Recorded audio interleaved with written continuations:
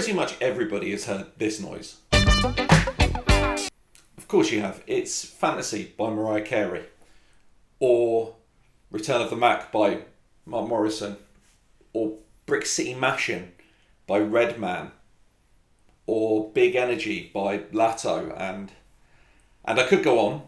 I mean, really on. At time of recording, this song's been sampled on 179 different tracks. But what is it? Where did it come from? And how did it end up being so ubiquitous? My name's Eddie Edwards, this is Track Down, and this is a story of Tom Tom Club, the most influential album you've never heard of.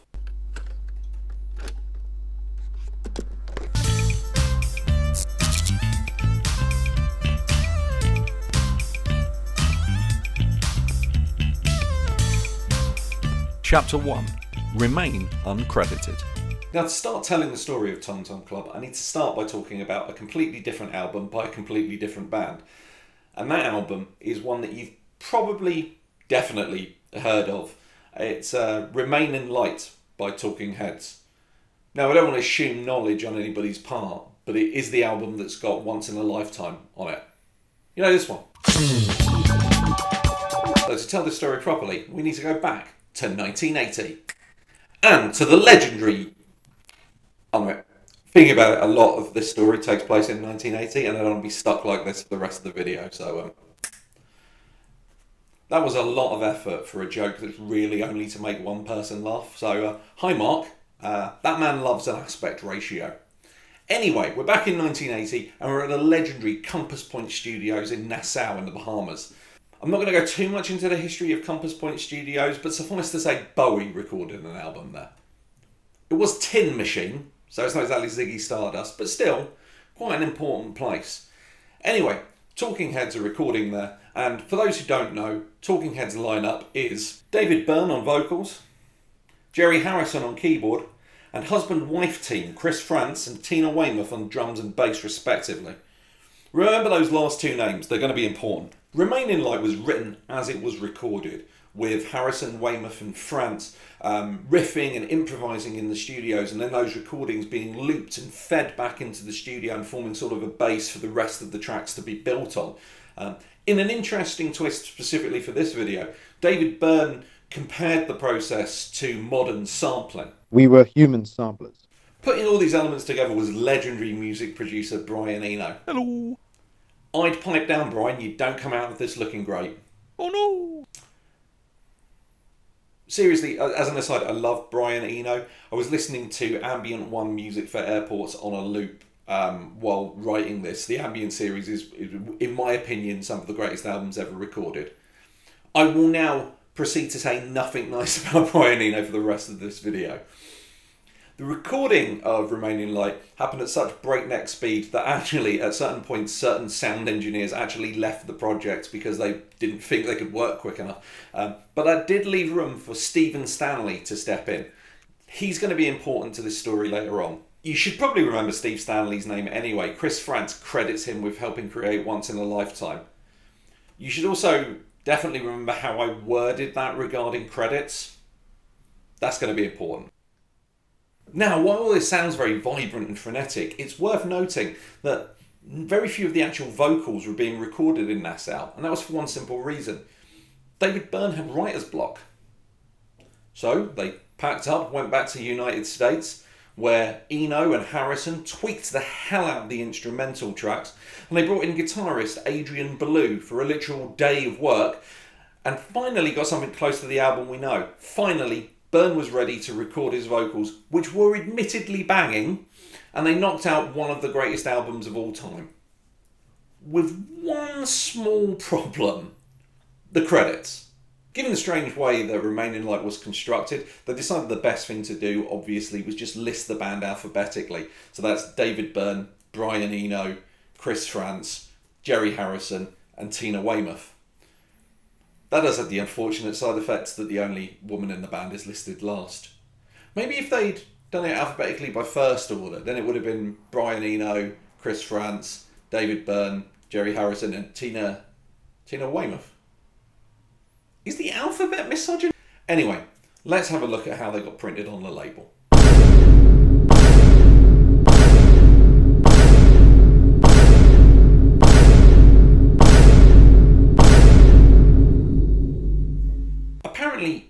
suggested this change to Byrne. Told you, you don't come out of this looking good.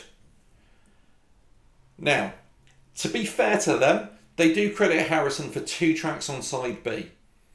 But you definitely get the impression from this that David Byrne and Brian Eno view musicians as instruments that they are playing.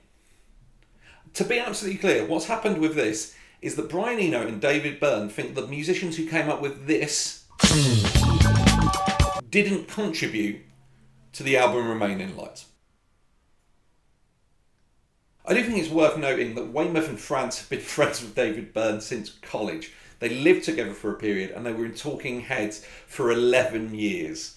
Okay? And when asked in a 2011 interview whether or not they would consider David Byrne a friend, they said, friend is not really an accurate word. I would say long-time collaborator.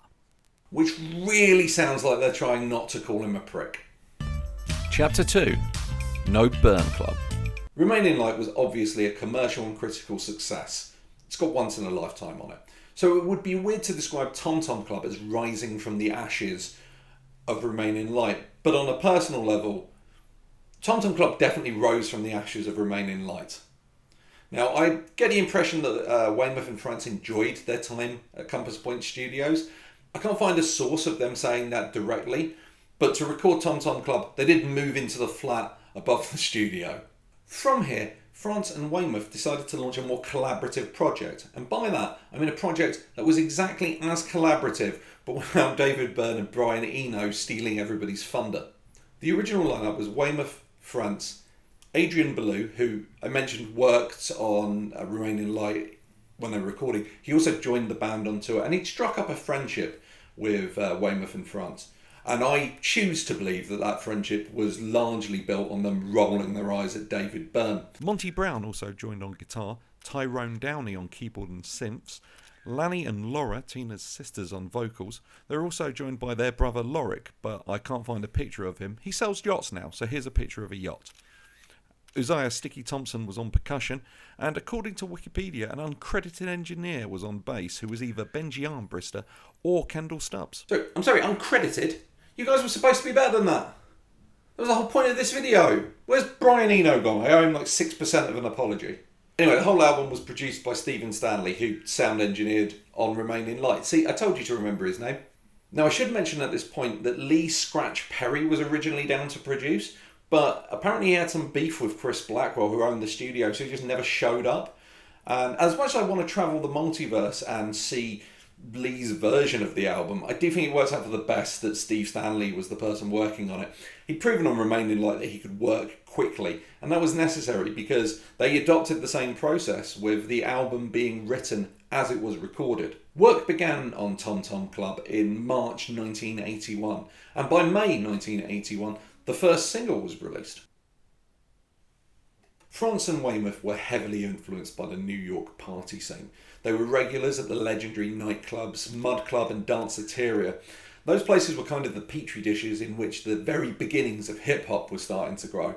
And boy does it show.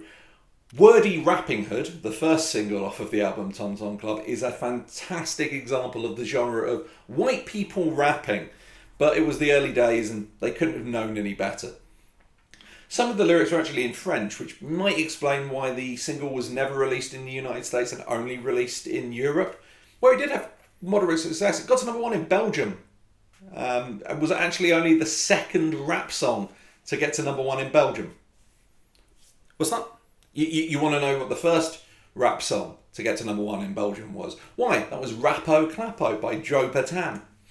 And me sharing those factoids with you is definitely worth the 45 minutes I spent hunting through the Belgian charts. Please share this video, by the way. I don't know how many people need to watch this that I don't feel like that was me wasting 45 minutes of my precious time on this earth. But I feel like it's high. Anyway, the second single, Genius of Love, was only released in the US and not in Europe. But it was released in September of that year, with the full album being released in the October. If you'd never heard the album, which I wager you haven't, I'd highly recommend giving it a listen. It's an upbeat mix of genres that will 100% improve your day. The Caribbean influence can definitely be heard in the drums. Like I said, some of the lyrics are in French, but there's also a gibberish language made up by Laurie Weymouth that's used, which is a real breath of fresh air and really fun. And especially like after doing all the research that I'd done into Talking Heads, was just a breath of fresh air. Like, to be clear, I like Talking Heads, I really do. I think they're a great band, but if you go on the Wikipedia page for Remain in Light, the second music critic quoted is actually a psychoanalyst. It felt good to listen to something that was just a bit of fun. The album was a hit. It charted in the US at number 23 in the Billboard charts, which doesn't sound high, but is only 4 places lower than Remain in Light charted. And just for reasons of narrative structure, I really wish the album had outperformed Remain in Light, but I can't just make up facts to fit my narrative. I'm not James Somerton. Chapter 3. Genius. Track 2 on the album is Genius of Love, which is the track that we get the from. It's a fantastic song. It's easy to see why it's been so thoroughly cannibalised over the years. And I've been trying to cite my sources throughout doing this, but at this point I do want to give a special shout out to whosampled.com, a website without which I couldn't have made this video. But on each track they have a little section of like stories and facts about it. And the stories and facts section for Genius of Love is just a bunch of direct interview quotes that they got directly from Chris Frantz. So there's some incredible insight into how the song was recorded. I can't really word it better, so I'll just show the man's words for himself. We were away from home touring a lot of the time, but when we were back in New York, we would listen to WBLS and KTU, later Hot 97. WBLS would play the early hip-hop, the Real Roxanne and all that. This was before Def Jam, when hip-hop became marketed to a mass audience. It was still strictly for black kids, the uptown kids, and Tina and I loved that. Began with the drums. Zapp's More Bounce to the Ounce was the jumping off point for us because we loved the groove of that song, and also the tempo. The tropical influence was definitely there on this one. In the Bahamas, they have a style of music called junkanoo. The other thing that was very popular in the Bahamas back then was what they call soca, soul calypso, and we loved that as well. Obviously, those were Chris Frantz's words, not his voice. I'm not in a position where I can just get members of the Talking Heads to come up and record stuff for me. If I was, I wouldn't be doing... That's not true. This is exactly what I'd be doing if I had that sort of power. The next episode has got some stuff about Eminem and Dre, so if anybody knows them and can put me in touch, that'd be great. I suppose at this point I should give my thoughts on the track. Now, to be clear, I'm not a music guy, which I'm well aware sounds insane this many minutes into a deep dive video on a side project for the Talking Heads. But what I mean by that is I don't have any like musical education, I can't play any instrument. So if I was to say, for instance, it's a pop masterpiece blending reggae, rap, funk and R&B in a delightful blend of sonic exuberance, that would just be me ripping off the words of other better music critics, and I'm far too worried about being the main character of a H Bomber Guy video to do that. So I'll just say what I want to say about it. It's fun. It's a really fun song. Hip-hop can take itself very seriously, and I get why and I get where that comes from. But it's fun to go back to a song when hip-hop was first becoming a thing that has so many influences from the genre but doesn't have that seriousness hard-coded into its DNA. I've listened to the song a bunch of times on loop pretty much while I've been recording this, and I just haven't gotten bored of it yet. What I will say though is it's 2024. You don't need me to tell you how good a song is. You've got Spotify. Go give it a listen. Good, innit? So far I've told you the fun story of a side project of one of the most influential bands of all time. It's been interesting. It's been fun. I hope you've enjoyed yourself. But I don't think I've done a good job of explaining how that song became so ubiquitous that it was sampled in 179 different tracks. So what I thought I'd do is I printed off the first page from Who Sampled of all of the tracks that used it in the early days, and I figured we'll go through those and see if we can find any clues. So it was first used by Dr. Jekyll and Mr. Hyde on Genius Rap, then by Cat Claw and the Better Love Crew, then Yellow used it on Yeller, Then Africa Bambata and the Jazzy 5 used it on Jazzy Sensation. As an aside, I really love the names people came up with in the early days of hip hop. To that point, the next track you used it was The Amazing Adventures of Jungle Jenny by Laurel and Hardy. Now, I'm sure these are all talented musicians, but I can't really see on this list anything that would have made it have this huge cultural significance. What I'll do is I'll just have a look at the sixth artist and see if that gives us any clues, just out of curiosity. Yeah, that'll do it. Chapter 4, Grandmaster Flash. Yeah, the second track on the first Grandmaster Flash and the Furious 5 album is It's Nasty, Genius of Love. It's less of a sampling and more of a cover. Tom Tom Club are actually credited as composers on the song. Interestingly enough, though, no sampling was used. It was re-recorded by the Sugar Hill House Band. We were human samplers. Piss off, Byrne. I'm still annoyed with you about the credits thing.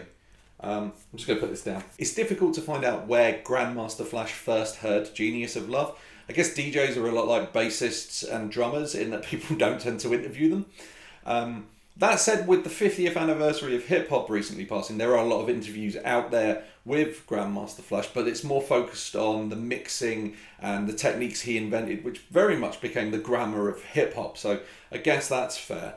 There is an interview from 2002 on NPR where he talks about his mathematical thinking behind how he worked out certain mixes, and I'd love to know if that methodology extended to his sample selection. It's possible he'd heard some of those songs that I mentioned before, but I do know for a fact that Genius of Love was being played on the legendary WBLS radio station by Frankie Crocker. As an aside, I wish I was just doing a video on Frankie Crocker. Guy's a legend. He once turned up at Studio 54 wearing a tuxedo riding a white stallion. That's not a euphemism or anything. The motherfucker had a horse. Anyway, he played Tom Tom Club's Genius of Love on his radio station. He did eventually stop playing it when somebody told him that the musicians involved were white, which sounds a bit dodgy now, but just to be clear, WBLS was part of the Mutual Black Network. So, harsh but fair. Now, I can't find anywhere that Flash says he heard it on the... I'm going to call him Flash. I assume Flash is the name and Grandmaster is like a title that he's earned. But that does imply that Flash is a surname. Give me a sec. Joseph. His first name is Joseph. Joseph Flash.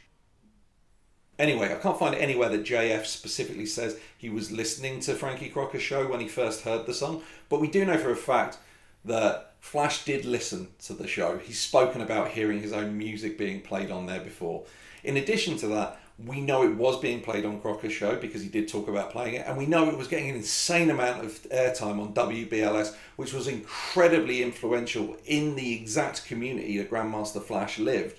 So you know what? After all the research, let's allow ourselves a bit of conjecture and enjoy the myth that he first heard it on Frankie Crocker's show. Oddly enough, he did later meet Tom Tom Club. Here is a cool as f*** picture of him and Tina Weymouth. That's him on the right. But I do know he'd heard the song independently of meeting them, because his first conversation with them about it apparently went like this. This is a very cool beat. You're going to be hearing a lot of this. Oh, really? Oh, definitely. It's Nasty, Genius of Love was released as a single in 1981, with the album The Message following in October of 1982. It had quite a lot of success. It reached 53 in the US Billboard charts and 77 in the UK charts, but come on, it's The Message. It's one of the most influential hip-hop albums of all time. I'm just going to read you some of the artists who've used Genius of Love over the years, and you tell me if you don't think they owned a copy of this album. Ziggy Marley, Ice Cube, Coolio, Redman, Shaggy, Busta Rhymes, Afro Man, Warren G, Tupac. I mean, in this video we focused on this, but that's just one part of this song.